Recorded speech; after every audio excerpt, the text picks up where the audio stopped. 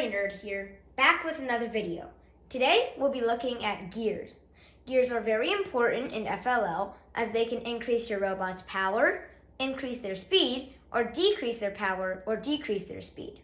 Today we'll have a brief introduction to gears, types of gears, and the basics on how to use them. Let's get started.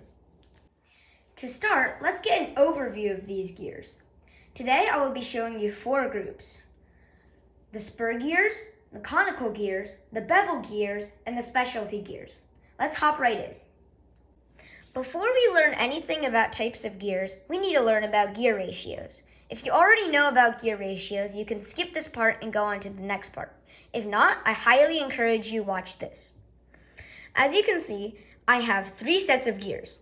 All of them have one large gear, and one has another large gear, another has a medium gear, and the last one has a very small gear. As you can see, if I spun this gear once, it would rotate the other one exactly once too, and vice versa. We call that a 1-to-1 gear ratio. A 1-to-1 gear ratio does not change the characteristics of its speed or its power. This is another gear ratio. We can make this either large or small. If I spin the large gear, you'll see that the smaller gear makes more than one rotation in the time that it takes the large gear to make one rotation. This is because the circumference of the larger gear is, larger. This type of gear ratio will make it so that the smaller gear, or your output, has less power but greater speed.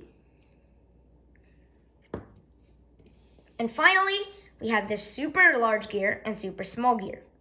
As you can see, if I turn the large gear once, it turns the small gear many times over.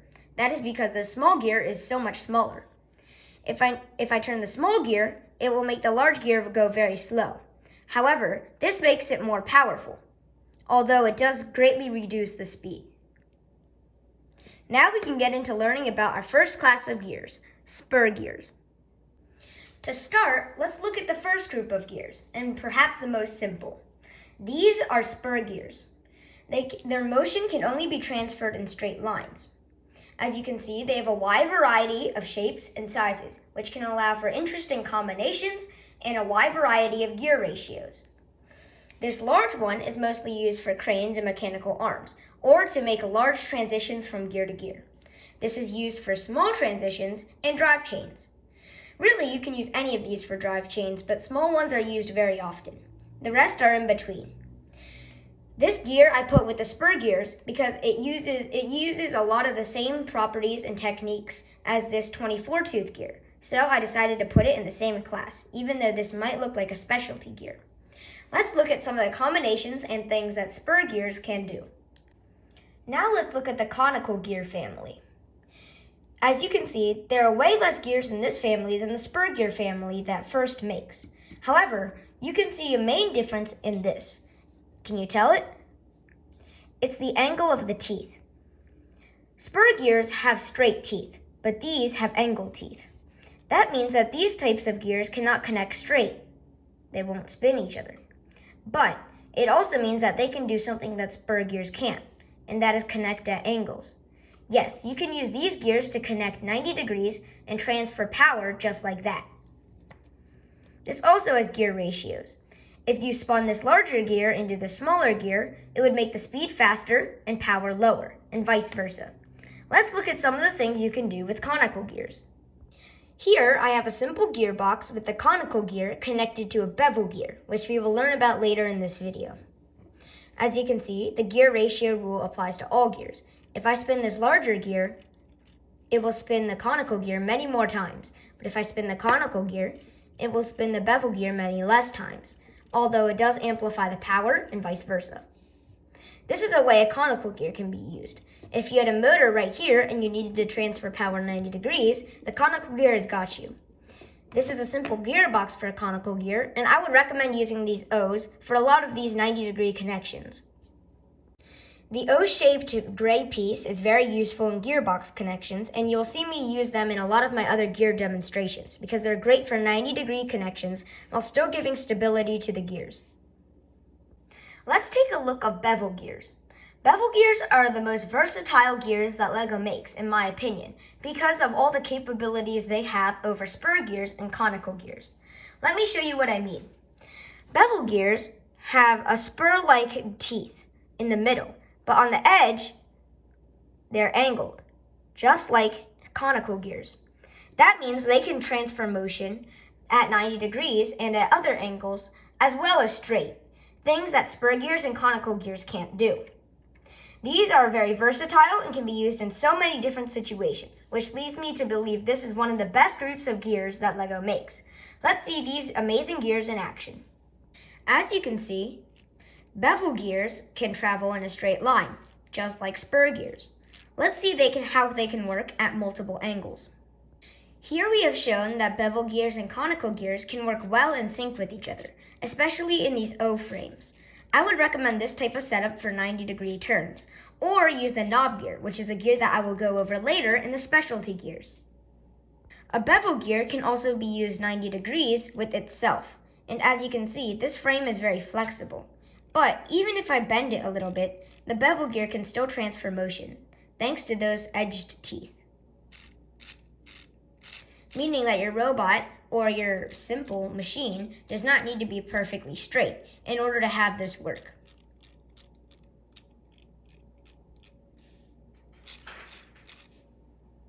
And finally, let's get into the largest and most diverse group of gears, specialty gears.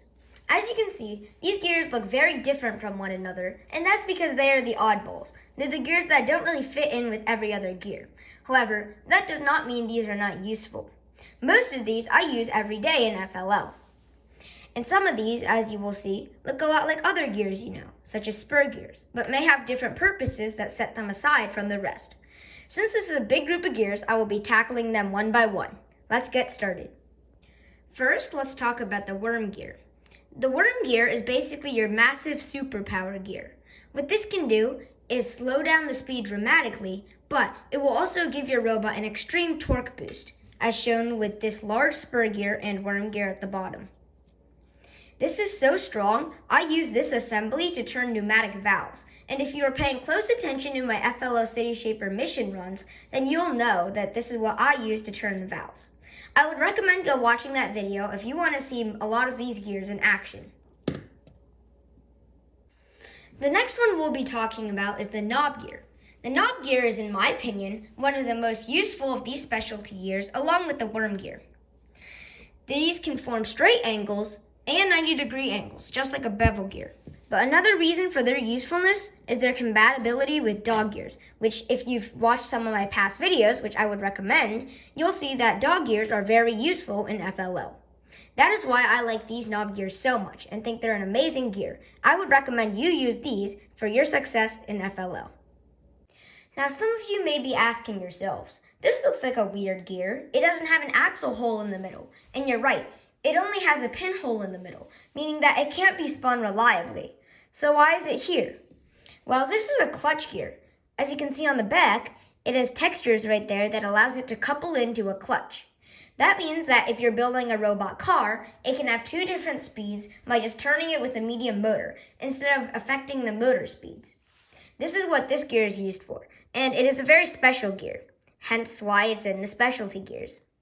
When looking at this gear, some of you may think that this looks exactly like another gear, and you'd be right. They both have 24 teeth, they both have an axle hole in the middle. The only thing that seems off is the white gear doesn't have 4 holes, and the shape is just a little bit different. So what is the difference between these two gears? Well, if I put an axle into this gear, and if I put an axle into this gear, they both look the same, for now. The only difference is once I pull it out. I know you guys can't feel through the camera, but it's a lot easier to pull the axle out of the white one than the gray one. That is because this is used when your machine has a high torque rate, meaning that if the axle was to go wrong, then it could bend the axle, which you don't want. So it is very easy to slide the axle out of it. That way, if you leave a little space, then the gear can pull itself out of the machine to stop from damaging any pieces. It really is a genius design, and I've used it in several machines, which may have broken pieces otherwise. Now let's look at the last and final gears, the tabletop gears. I put these together because, as you can see, they both are virtually the same, except for the sizes. The reason you have this is that way you can hook this onto your machine, and when this turns, it turns the entire top, which allows you to move these 6 for robot arms and other bases like that. This is like the same thing, but it has 2 outputs at the top, smaller. These are the largest gears of the specialty gears, and they are only used in very special conditions. But under those conditions, they are extremely useful and good for FLL. As you can see, it's also very easy to use this as a base for a robot arm because of the hole in the middle. There's also a hole in this for wires and other things. Thank you for watching this week's video, and I hope you learned a lot and enjoyed it. If you did, make sure you leave a like, subscribe, and hit the notification bell to never miss another video. Also, be sure to check out my website, which I would highly recommend, which has tips and tricks, some ideas for upcoming videos, and so much more. I will be updating it constantly, and the link will be in the description. If you want to know the part number of any of these gears, because you want to buy it or you need extra, feel free to let me know in the comment section below, and I will find it and tell you. Thank you. If I missed anything in this video or you think there is something I should cover, feel free to let me know in the comments. And I hope you stay tuned for next week's video. Signing off for now. Bye. See you in next week's video.